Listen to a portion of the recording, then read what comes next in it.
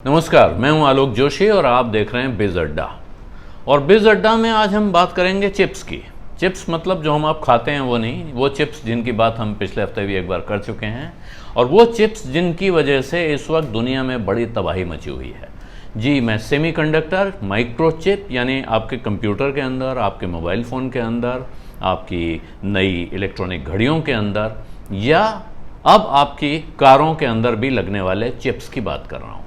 Chips और circuit board या semiconductor जिनको कहा जाता है, उनकी भारी किल्लत चल रही है। ये बात तो हम पहले भी कर चुके हैं, लेकिन कितनी भारी किल्लत है इसका अंदाज़ा आज आपको लगेगा जब आपको पता चलेगा कि आज जो रिलायंस जियो की तरफ से जियो फोन नेक्स्ट लॉन्च होने वाला था, आज से उसकी बिक्री कायदे से शुरू होनी थी, ये ऐलान हो चुका था, लेकिन अब वो जियो फोन नेक्स्ट आज बाज़ार में नहीं आया।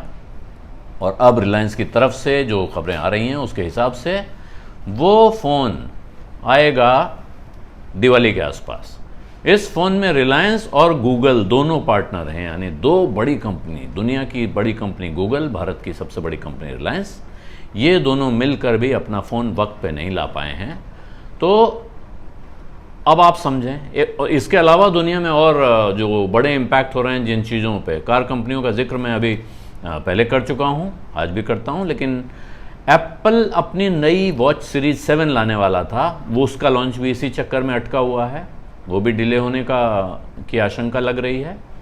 और ऐसा लगता है कि अब दुनिया में हर वो चीज़ जिसमें माइक्रोचिप इस्तेमाल होता है वो या तो बननी कम होगी, या उसका दाम बढ़ेगा, या उसके लॉन्च में, ख़ास तौर पे नए मॉडल्स के लॉन्च में किल्लत होगी। जो पहले हो चुका है, जब हमने बात की थी कि सिलिकॉन चिप्स और प्रोसेसर्स जो हैं ये करीब करीब अब हर चीज़, हर गैजेट में लगते हैं, फ़ोन में, टेलीविज़न में, कंप्यूटर में, कार में, गेमिंग मशीन्स में, जो आप गेमिंग के लिए जो स्पेशली ख़रीदते हैं, PS5 और इस तरह की जो Xbox जैसी चीज़ें, तो ये तमाम कंपनियां इन पर काम करती हैं, यानी फाइनल सर्किट बहुत सारी कंपनियां बनाती हैं, लेकिन ये जो चिप्स हैं ये बहुत गिनी चुनी कंपनियां हैं दुनिया में जो ये बनाती हैं। और इसमें एक ताइवान की कंपनी है TSMC, जो दुनिया भर के चिप्स का 60 से 70% हिस्सा बनाती है। बाकी जो हैं वो सैमसंग उसमें एक बड़ा प्लेयर है। तो इसका मतलब यह है कि इन दो कंपनियों में जो काम होता है और इसके अंदर से जो चिप्स निकल के आते हैं और दुनिया भर की कंपनियों में इस्तेमाल होते हैं, उनमें रुकावट आई पड़ी है। उसकी रुकावट की वजह तो कोरोना और उससे पैदा हुआ आर्थिक संकट है, क्योंकि उसकी वजह से ये चिप्स को जो रॉ मटेरियल चाहिए होता है कंपनी को उसको बनाने के लिए, वो नहीं मिल रहा है। और उसके बाद अगर बन भी रहे हैं, वो कम बन रहे हैं, लेकिन वो कहाँ भेजें, ये सवाल उनके मन में है कि भाई किसके पास भेजने से हमें ज़्यादा फ़ायदा होगा, या कौन हमारा पुराना ग्राहक है जिसके पास भेजना ज़रूरी है। इसलिए जो नए ऑर्डर हैं वो तो बिल्कुल पक्के तौर पे अटके हुए हैं। और कार कंपनियों ने इसका जो असर है वो इस पे पड़ा है कि कार कंपनियों ने जो उनके मॉडल महंगे वाले या जिनमें उनकी ज़्यादा कमाई होती है, उन मॉडल्स पे तो वो ध्यान दे रहे हैं, लेकिन जो मॉडल उनके कम चल रहे हैं, जिनकी बिक्री हो रही हो, इसके बावजूद अगर मार्जिन कम है, तो उनका प्रोडक्शन कंपनियां अब तय कर रही हैं, हम कौन सी कार का प्रोडक्शन कम करेंगे, किसका बढ़ाएंगे, ये वहाँ चल रहा है। मोबाइल फ़ोन में परेशानी चल ही रही है।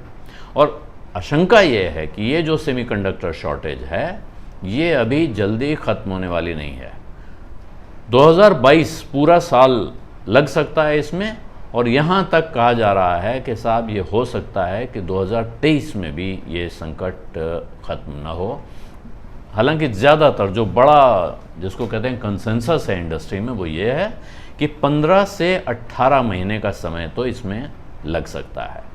तो असर इसका ये है कि लगभग 11% जो है कारों का प्रोडक्शन गिरा हुआ है भारत में इस वक्त। और बाकी चीज़ें मैंने आपको बताई कि जियो फोन का डिले हो गया, इसी तरह एप्पल के नए लॉन्चेस खटाई में पड़ रहे हैं। और अगर यहाँ जियो फोन अटक रहा है तो गूगल जो फ़ोन बनाने का काम करता है, उसके जो दूसरे मॉडल्स आ रहे हैं उन पे भी बाधा पड़ सकती है।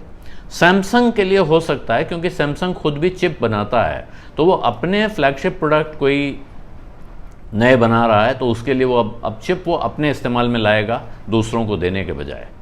तो ये चिप का संकट आपके नज़दीक कैसे आ रहा है ध्यान दीजिए। इसीलिए अगर आप लैपटॉप खरीद रहे हैं, टैबलेट खरीद रहे हैं, मोबाइल फ़ोन खरीद रहे हैं, टीवी खरीद रहे हैं, यहाँ तक कि कुछ फ्रिज भी ऐसे हैं जिनके अंदर माइक्रो प्रोसेसर लगते हैं, मोबाइल फ़ोन तो हैं ही, आपकी इलेक्ट्रॉनिक गैजेट करीब करीब सारे। अब इस वक्त कोई भी चीज़ आप लेते हैं इसमें कहा नहीं जा सकता है कि इसके अंदर चिप नहीं लगा होगा। जहाँ चिप लगा है वहाँ समझ लीजिए संकट आ रहा है। तो आपको चारों तरफ से इस चिप संकट ने एक तरह से घेर रखा है। इसका एक फ्लिप साइड है, कुछ कंपनियां हैं जिनको इसका फ़ायदा होना है, लेकिन वैसी कंपनी भारत में कोई है कि नहीं ये अभी शोध का विषय है। हाँ, दुनिया में कुछ कंपनियां ऐसी जैसे AMD है, उसके लिए लोग कह रहे हैं कि AMD को फ़ायदा हो सकता है, क्योंकि AMD जो कंप्यूटर का चिप बनता है, जो प्रोसेसर चिप होता है, जो एक इंटेल और एक AMD, ये दो बड़ी कंपनियां हैं जो उस काम में लगी हैं। लेकिन वो कहाँ से लाती हैं और उन तक भी कितना कच्चा माल पहुंचता है, ये भी अपने आप में एक सवाल है। इसलिए अभी सीधे किसी कंपनी पर कूद पड़ने का वक्त नहीं है कि ये कंपनी चिप बनाती है इसलिए हम इसमें कूद पड़ें। सेमीकंडक्टर बनाने वाली कंपनियां फ़ायदे में रह सकती हैं, ज़रूरी नहीं है कि रहेंगी ही। उनके पास माल होगा, उसको बेचेंगी, उसमें ज़्यादा फ़ायदा कमा लेंगी तो फ़ायदे में रह सकती हैं और उनके प्रोडक्ट की डिमांड बढ़ेगी। लोग आगे के लिए अब चिप बचा के रखना चाहेंगे कि साहब हमारी सप्लाई लाइन बाधित ना हो, हमारी इन्वेंट्री फंसे नहीं, ये इंतज़ाम वो करेंगे। लेकिन फ़िलहाल जो असलियत है वो ये है कि चिप की समस्या है और चिप के संकट की वजह से पूरी इंडस्ट्री एक तरह से एक गंभीर मुसीबत में फंसी हुई है। बिज़ अड्डा में आज इतना ही। अब इजाज़त दीजिए। बिज़ अड्डा आपको कैसा लग रहा है बताना मत भूलिए। अपने जो विचार हैं वो कमेंट बॉक्स में लिखिए और कुछ देखना सुनना चाहते हैं तो वो भी लिखिए। इजाज़त दीजिए। धन्यवाद। नमस्कार।